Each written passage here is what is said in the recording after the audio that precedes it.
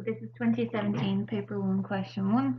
So here you've got a new machine is bought for 30,000. Its value depreciates by 15% each year for 5 years.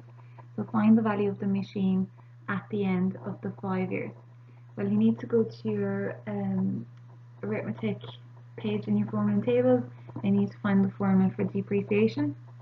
It's written as F is equal to P, which is the principal, multiplied by 1 minus the interest to the power of t. And the power of t is just the time. So what I'm going to do is I'm looking for the final value. So I'm leaving f as it is. And I'm going to put in the principal amount, which is how much it was worth at the time. And then I'm going to multiply it by 1 minus the interest. And the interest here is 15. And then we put it to the power of t, which is 5 years. What you can do at this point is put that all into your calculator as it is, and you'll get your final answer here of 13,311.16, and this is worth 10 marks. So in your calculator you just put 30,000 multiply bracket 1 minus 15%, make sure you put in the percent button, close your bracket, put it to the power of 5, and it will come out as 13,311.16. For part B, you've got a sum of money was invested for 2 years at 3% compound interest per year.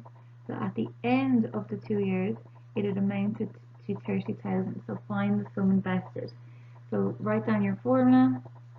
So this time you're looking at compound interest. So it's P multiplied by 1 plus the interest this time to the power of t. So the final amount is actually this time 30,000. And you're looking for how much was invested.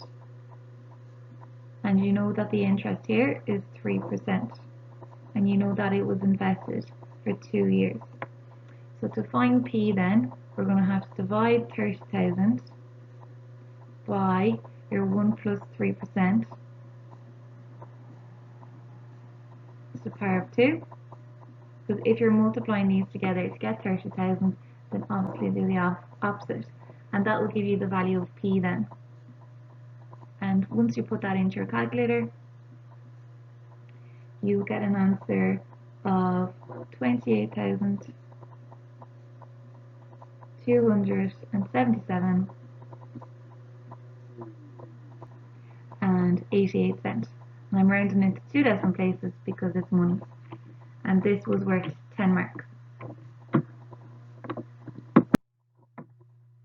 For 2017 paper 1 question 1, so here you've got a company invested 25,000 for 3 years at a fixed rate of compound interest.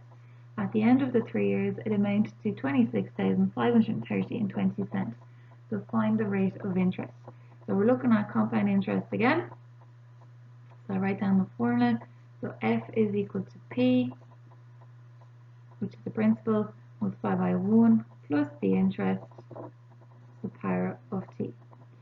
So this time at the end of the 3 years, it amounts to 26,530.20 cents. And we know we invested 25,000. So I just keep following the formula and subbing what I can. The 1 plus. Now, I don't know what the interest rate, that's what I'm looking for. So I'm keeping I as it is. And I know I had invested it for 3 years, so 3 goes in. So I'm looking for I here.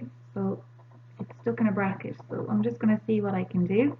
Well, so far I can divide 26,530.20 cents by 25,000.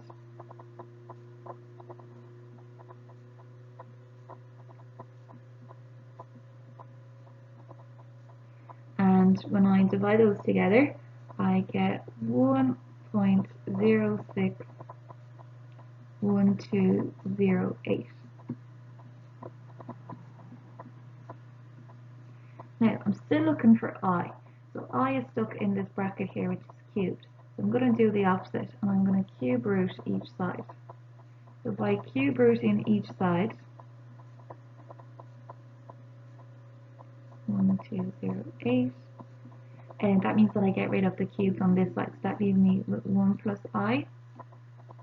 When I cube root to 1.06, I end up with 1.02 is equal to 1 plus the interest. So if I add 1 to the interest to get 1.02, to find the interest, I'm going to do 1.02 minus 1, and that gives me the interest. So then, as a result, that means that the interest is equal to 0.2.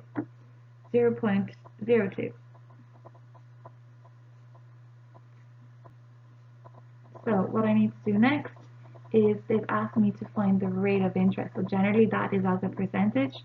So when you multiply that by 100, then the interest is 2%, because to change a decimal to a percentage, you just multiply by 100. So that's where you get your 2% from. If you want to double check if your answer is right, just pop it back into your formula here and see if you end up with 26,530.20. And this is a 5-mark question.